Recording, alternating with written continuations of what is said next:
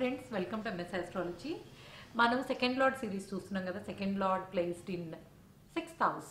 ఈరోజు చూసేది రెండో స్థానానికి అధిపతి ఆరో భావంలో కానీ, ఆరో స్థానంలో కానీ, ఆరో ఇంట్లో కానీ ఉన్నప్పుడు ఎట్లాంటి ఈ ఎఫెక్ట్స్ ఉంటాయి, అసలు రెండో ఇల్లు ఏంటి, ఆరో ఇల్లు ఏంటి, ఇవన్నీ ఎట్లా చూడాలి, ఇదో పెద్ద కన్ఫ్యూజన్ అందరికీ. సో సెకండ్ హౌస్ అంటే మీ లగ్నం నుంచి చూడాలి. ఒకవేళ మీ ధనుర్ లగ్నం అనుకోండి, మకరం అనేది రెండో స్థానం, రెండో భావం అవుతుంది. లేదు మీది మేష లగ్నం అనుకోండి, వృషభం అనేది రెండో భావం అవుతుంది, సెకండ్ హౌస్ అవుతుంది. లేదు మీది కర్కాటక లగ్నం అయితే సింహం అనేది రెండో భావం అవుతుంది. సో లగ్నానికి పక్కనున్న హౌస్ని సెకండ్ హౌస్ అంటారు. సో ఆ సెకండ్ హౌస్ లార్డ్ అంటే రెండో భావానికి అధిపతి ఎవరైతే ఉన్నారో వాళ్ళు ఆరో భావంలో ఉన్నప్పుడు, so what is second house? Second house అనేది మన వాక్స్థానం, ధనస్థానం, మన జీవితంలో ఎంత సంపాదన సంపాదిస్తాం అంటే మన సేవింగ్స్ అన్నమాట. 11th హౌస్ నుంచి మనకి గెయిన్స్ వస్తే, డబ్బులు వస్తే, సెకండ్ హౌస్లో మనం దాచిపెట్టుకున్నది, మన కుటుంబం నుంచి వచ్చింది, లేకపోతే మనకి ఎవరైనా ఇచ్చింది, మనం సంపాదించుకున్నది, ఇలాంటి అన్ని రకాల సంపాదనలు సెకండ్ హౌస్లో ఉంటాయి. దాన్ని అక్యూములేటెడ్ వెల్త్ అంటే ధనస్థానం అని, అలానే సంపద స్థానం అని అంటారు. అది కుటుంబ స్థానాన్ని కూడా ఇండికేట్ చేస్తుంది. అంటే స్థిరాస్తులు, మన ఫ్యామిలీ బ్యాక్గ్రౌండ్, అంటే ఎలాంటి ఫ్యామిలీ నుంచి వచ్చాం, అలానే మనకి బేసిక్గా ఉండే వాల్యూస్ ఎలా ఉంటాయి. ఫర్ ఎగ్జాంపుల్ గురువు రెండో స్థానానికి అధిపతి అనుకోండి, యూజువల్గానే ఎడ్యుకేటెడ్ ఫ్యామిలీ, కొంత తొందరగా అర్థం చేసుకునే మనస్తత్వం, బేసిక్ వాల్యూస్ స్ట్రాంగ్గా ఉండే ఫ్యామిలీ, ఇలాంటివి ఉంటాయి. సో రెండో భావానికి అధిపతిని బట్టి ఇట్లాంటి విషయాలను మనము ఇంటర్ప్రెట్ చేస్తూ ఉంటాం. ఇక ఆరో భావం అంటే, ఆరో స్థానం అనేది ద మోస్ట్ ఉపచయ, ఇనాస్పాషియస్, అలాంటి హౌస్ అనమాట. అంటే ఆరో భావాన్ని ఉపచయ స్థానం అంటారు. అంటే ఇది అంత మంచి స్థానం కాదు. ఎందుకంటే ఆరో భావం అనగానే మనకి అక్కడ రోగాలు, అలానే కాంపిటీషన్ అంటే శత్రువులు, శత్రుస్థానం, గొడవలు, లీగల్ ప్రాబ్లమ్స్, అలానే అప్పులు, అంటే కష్టాలు, కష్టానికి సంబంధించిన అన్ని అష్ట కష్టాలు అంటారు కదా, అవన్నీ అందులోనే ఉంటాయి ఆరో భావంలో.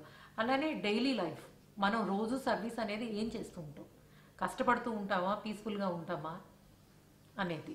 సో ఎప్పుడైతే రెండో భావానికి అధిపతి ఆరో భావంలో ఉన్నప్పుడు వీళ్ళు యూజువల్గా లీగల్ ఫీల్డ్స్లో వర్క్ చేసే ఛాన్సెస్ ఉంటాయి. ఎందుకు? ఆరో స్థానం అనేది కోర్ట్స్, లీగల్ ఇష్యూస్, లీగల్ గొడవలు, అంటే న్యాయపరమైన సమస్యలు. రెండో స్థానం అనేది వాక్ స్థానం.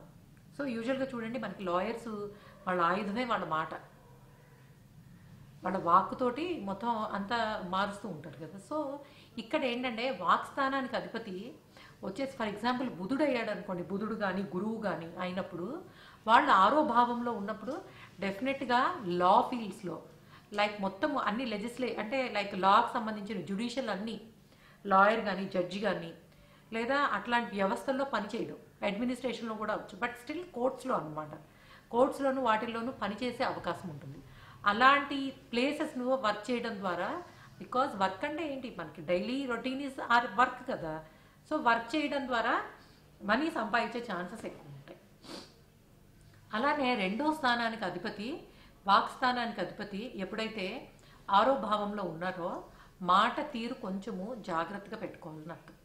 ఎందుకంటే వన్స్ మీరు ఒక లాయర్ ఫీల్డ్లోనో లేకపోతే జడ్జిగానో ఉన్నప్పుడు, ఓకే, రోజు మీరు మాట్లాడే మాటలన్నీ న్యాయబద్ధమైనవి, అంటే న్యాయానికి సంబంధించిన లీగల్ ఇష్యూసే ఉంటాయి కాబట్టి వెల్ అండ్ గుడ్.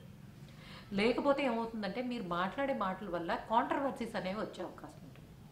లైక్ కొంతమంది చూడండి మాట్లాడితే పోట్లాడినట్టు ఉంటుంది, అలానే కొంతమంది మాట్లాడకుండానే జస్ట్ కొంత మాట్లాడిన వెంటనే పోట్లాటలు అవుతాయి. ద రీజన్ ఏంటంటే సెకండ్ లార్డ్ వాక్ స్థానానికి అధిపతి ఎప్పుడైతే శత్రుస్థానంలో పడ్డాడో మన మాటే మన శత్రువు అయిపోతుంది. సో మాటల వల్ల శత్రుత్వం అంటే కొంచెం మాట్లాడే పద్ధతిని కొంచెము మాడిఫై చేసుకోవాలని అర్థం అనమాట. దీన్ని బట్టి కొంత డిప్లొమాటిక్గా మాట్లాడడం అనేది అవసరం.